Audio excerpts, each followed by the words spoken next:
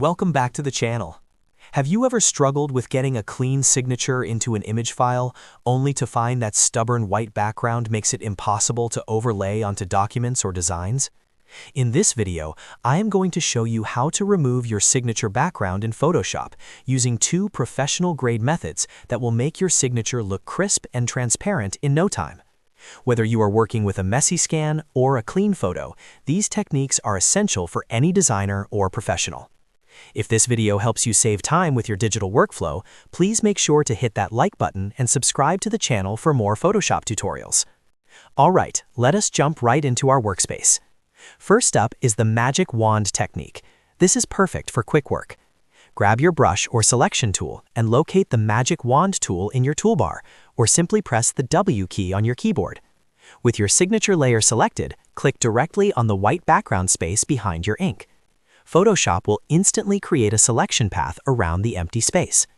Once the marching ants are visible, simply press the Delete key on your keyboard. You will notice the background is gone, leaving you with a clean, transparent look. Finally, go to the top menu, click Select, and choose Deselect to clean up your workspace.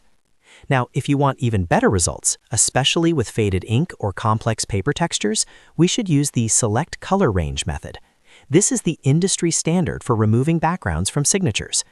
Navigate to the top menu bar, click on the Select tab, and choose Color Range from the drop-down list. When the dialog box appears, move your cursor over to the white background area of your signature and click.